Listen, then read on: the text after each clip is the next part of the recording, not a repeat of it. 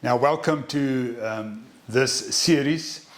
It's called the Survivor Series. And what we do is we talk about the principles of two themes, two concepts. The one is, what would it mean to deploy beyond enemy lines, and how would you do that? And then the other one is, but what does the leadership look like? Let's call that mission command, that leadership. What are the principles behind that? So we're going to talk survival, we're going to talk tracking, we're going to talk leadership, we're going to talk the imperatives for a great business, the imperatives for teamness, the imperatives for, well, leadership in general. Because this is really where we either make it or we don't make it, both in business and in our communities. So welcome and enjoy. What follow after this introduction is another one of those principles as we explore them either from a survivor perspective beyond enemy lines, but then also that of mission command.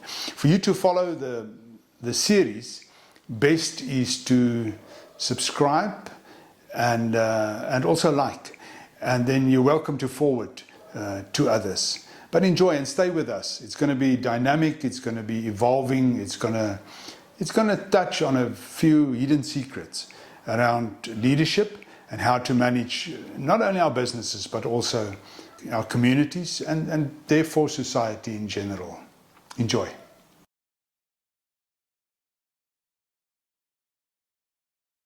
So one of the principles in mission command is that of empowerment, and very specifically decentralized empowerment. But let us be clear here, you've got two sides of the same coin. On the one side, you need clarity on the intent. In other words, what is the mission we want to achieve? How will it be done? What is the guidelines that comes with it? And that's the responsibility of senior leadership, to make sure that there's clarity on the mission. But when it comes to execution, there's a team leader, there's total empowerment for that team to get the job done. The prefix empower, and then the root of that word power, one could interpret that as to magnify the potential, to magnify from within, to unleash the power, to, get the job done. And for that team is allowed to execute. There's two things, at a senior level we want people to take, accountability and ownership, but there's two things that we give them for that to happen. The one is that of we give them responsibility. In other words, we make them able to respond, we make them good in what they have to do, and we make sure that they've got the tools and the equipment to do it, and we make sure that we've got the right person or people to do the job.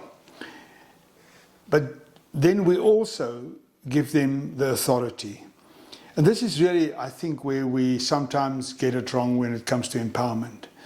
That authority means that at that level, that individual or that team is empowered to make the decision.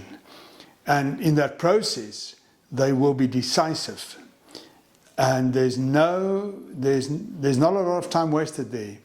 This team is well prepared, the leadership is solid, and they're going to make the call how to get the job done and when to do it and how to do it. And we as senior leaders need to back off.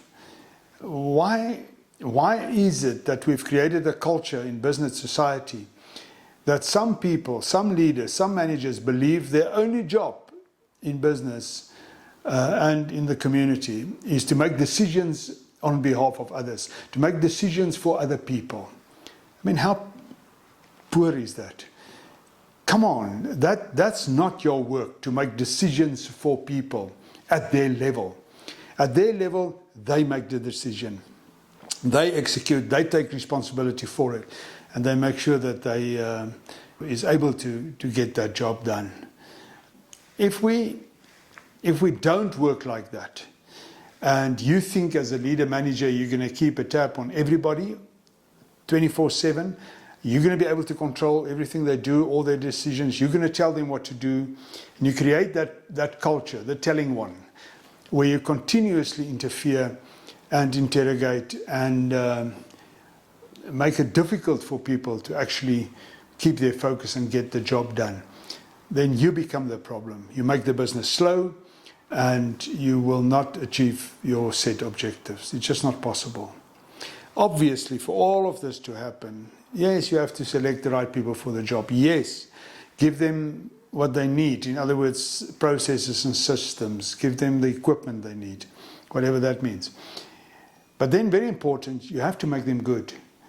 And, you know, we live in a world where we often give up on people. We don't think people can get the job done, that people are that good. We don't trust them, in other words. And that's the flaw then. You have to make people good. You have to become a master coach of people. You have to make sure that they understand not only the mission, but the guidelines, everything that I've said so far. All of that is important. And if you've done your work, then you have to allow for empowered execution. And that's really what this principle is all about.